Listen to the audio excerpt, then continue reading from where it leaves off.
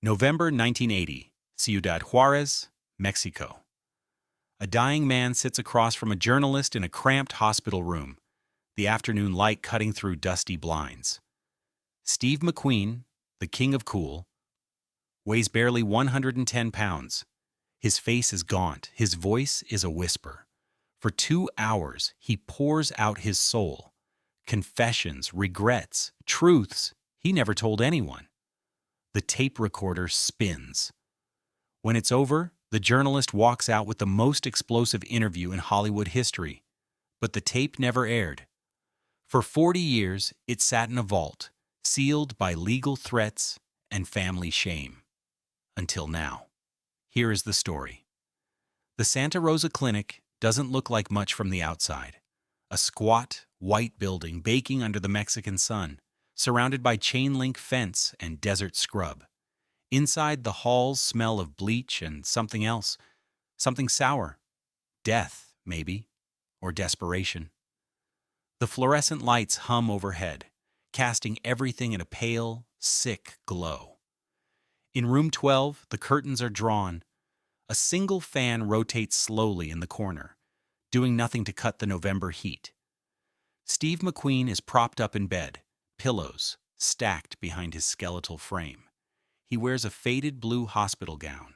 His arms, once thick with muscle from years of racing motorcycles and doing his own stunts, now look like kindling wrapped in papery skin.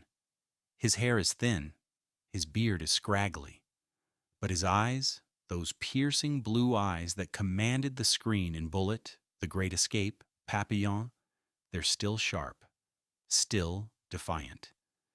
Just 6 months earlier, Steve McQueen was one of the biggest movie stars on the planet. He could demand any role, any price.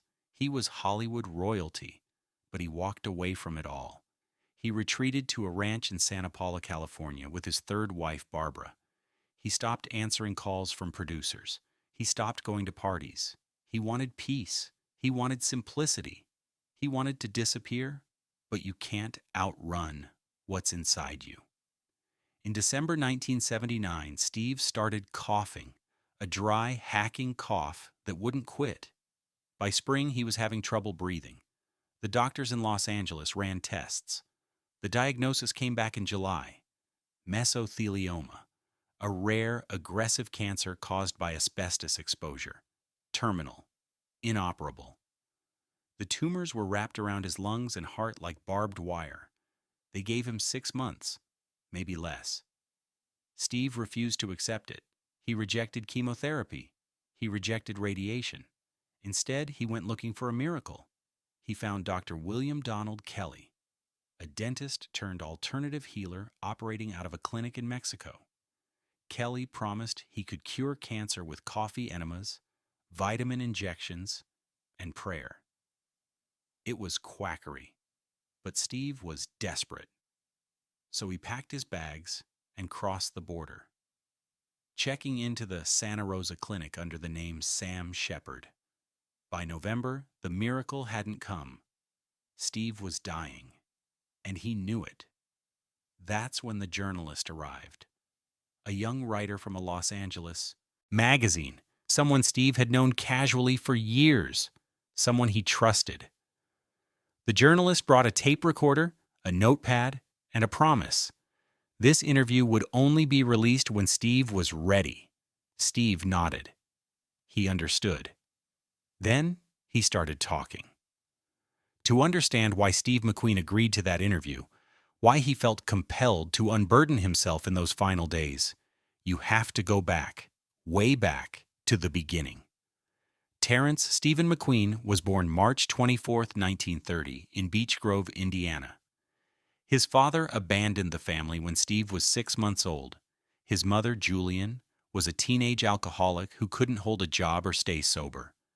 She dragged Steve from town to town, man to man, leaving him with relatives or strangers for months at a time. When Steve was 8, she dropped him off at a boys' home in California and didn't come back. The place was called Boys Republic. It was a reform school for troubled kids. Steve fought everyone. He stole. He ran away. But the school didn't give up on him. They taught him discipline. They taught him that he mattered. Years later, Steve would say, Boys Republic saved his life. But the damage was done. Steve McQueen grew up believing he was unlovable, that everyone would leave him eventually. That trust was for suckers. So he built walls, thick ones. He became tough, untouchable, cool. He joined the Marines at 17, got discharged, drifted to New York, took acting classes on the GI Bill. He was raw, magnetic, dangerous. By the late 50s, he was landing TV roles. Then came Wanted, Dead or Alive, the Western series that made him a household name. Then the movies. The Magnificent Seven, The Great Escape, Bullitt. By 1974, he was the highest-paid actor in the world. But Steve couldn't enjoy it. The fame suffocated him. The attention felt fake. He married 3 times, cheated constantly, drank too much, popped pills to sleep and pills to wake up. He was paranoid, controlling. He carried a gun everywhere. He once pulled a knife on a director who yelled at him. His friends called him difficult. His enemies called him a monster, and yet people loved him. Audiences saw something real in Steve McQueen, something honest. He didn't play heroes. He played survivors. Men who'd been beaten down and kept going. Men who didn't trust anyone but themselves. That wasn't acting, that was Steve. By the mid-70s, Steve was exhausted. He'd made his money. He'd proven himself. He didn't need Hollywood anymore. So he quit. He bought a ranch, restored vintage cars, flew antique planes. He married Barbara Minty, a model 15 years younger. For the first time in his life, Steve felt something close to peace. Then came the cough. Quick question, have you ever had a secret that was eating you alive? Something you knew you needed to say but couldn't find the courage?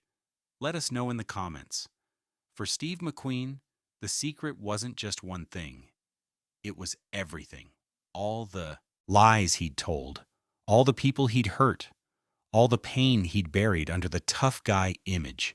And now, lying in that Mexican hospital bed, the walls were crumbling. He was out of time. If he didn't speak now, the truth would die with him. So he invited the journalist in, and he started at the beginning. The tape recorder clicks on.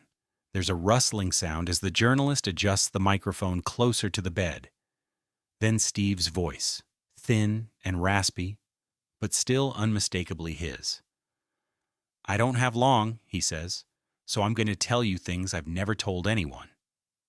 And I need you to promise me something. Don't release this until I'm gone. I don't want pity. I just want the truth to be out there. Can you do that? The journalist agrees.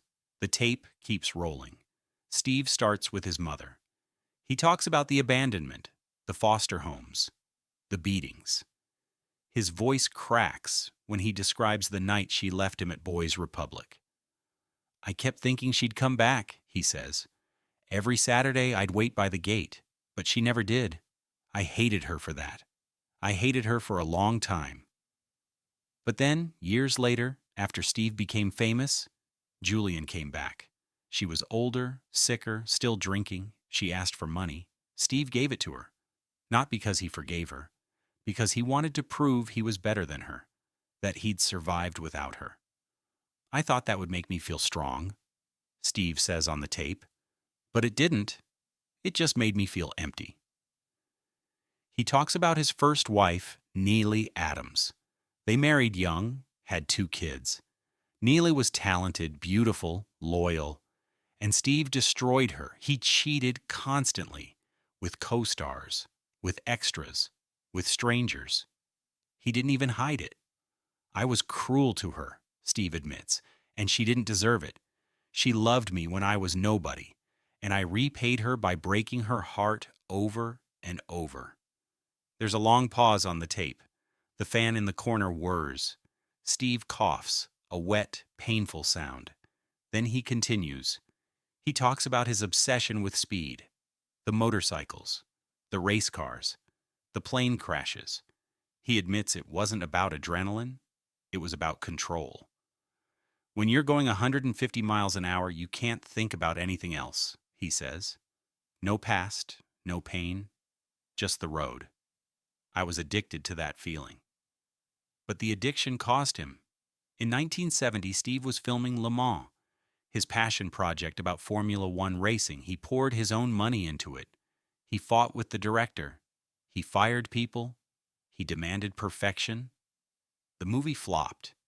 It nearly bankrupted him.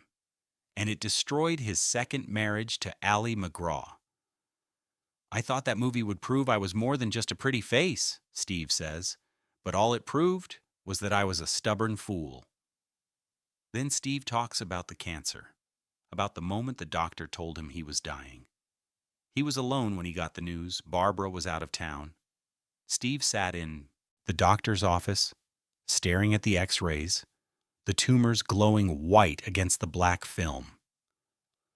I thought about running, he says, just getting in my truck and driving until I ran out of gas. But where was I going to go? You can't outrun this. That's when Steve made a decision. He wasn't going to die in some sterile hospital in Los Angeles, surrounded by photographers and reporters. He was going to fight, even if the fight was hopeless, even if it killed him faster. So he went to Mexico, to Dr. Kelly's clinic. He endured the coffee enemas, the injections, the restrictive diets. He prayed for the first time since he was a kid. He read the Bible. He asked God for forgiveness. I don't know if it's real, Steve says on the tape, but I want to believe there's something after this. I want to believe I'll see my kids again, that I can make it right. The journalist asks him, "Do you have any regrets?" Steve laughs, a bitter, hollow sound. "Where do I start?" He regrets the way he treated Neela, the way he ignored his children, Chad and Terry, because he didn't know how to be a father. He regrets the friendships he burned, the people he used and discarded. He regrets the years he wasted chasing fame, money, respect, things that didn't matter in the end. I spent my whole life trying to prove I was tough, Steve says. But you know what takes real strength? Admitting you're scared.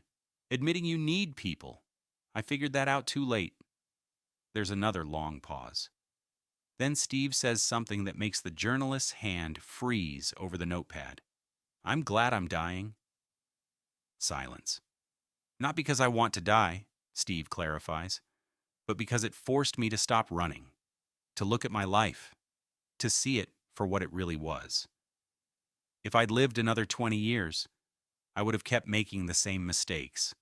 I would have kept hurting people. This cancer, it's the only thing that ever made me slow down."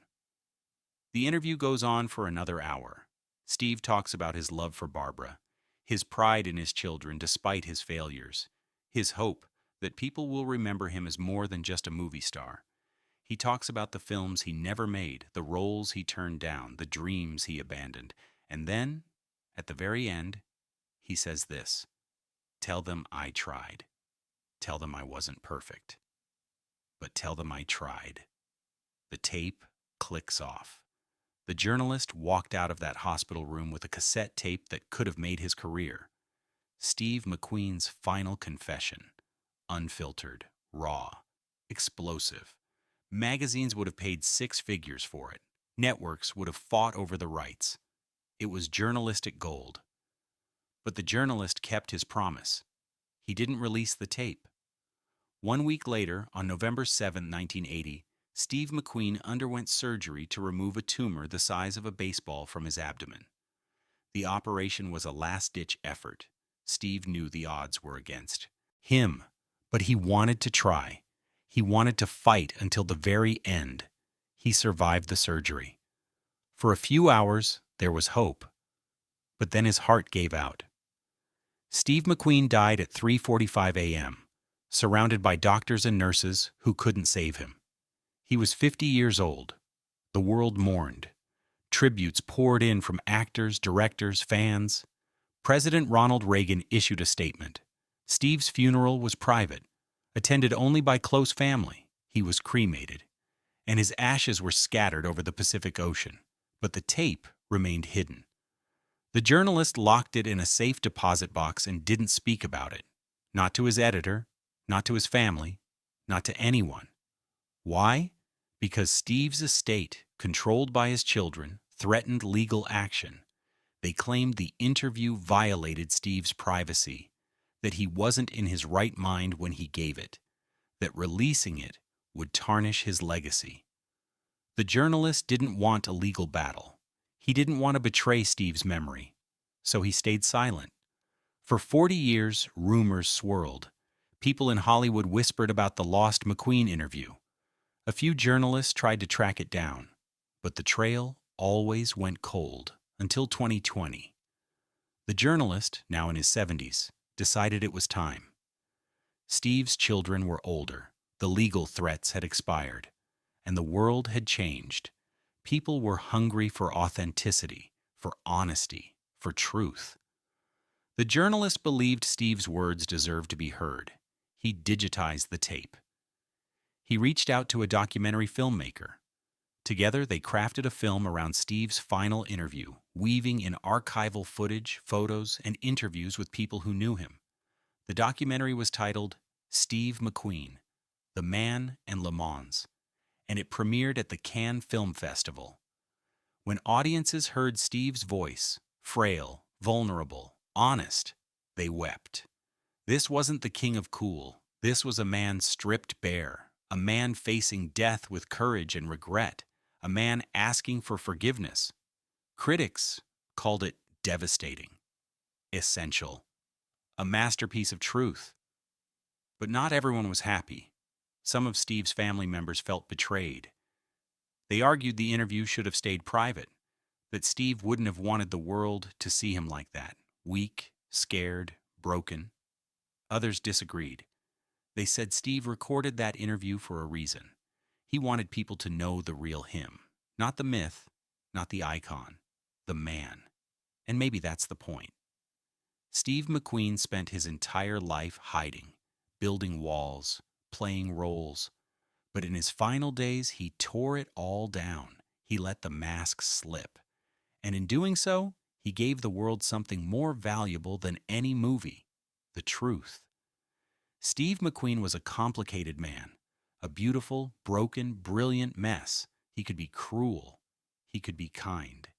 He was selfish and generous, arrogant and insecure, cold and fiercely loving.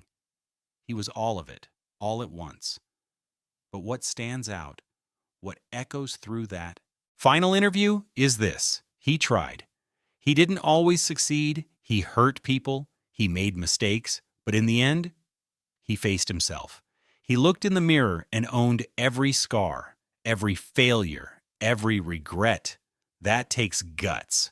More guts than any car chase or stunt ever required. Steve's legacy isn't just the films. It's the honesty. It's the reminder that even our heroes are human, that they struggle, that they fall, and that sometimes the bravest thing you can do is admit you're not okay. So here's my question for you. If you only had a week left, what would you say? Who would you call?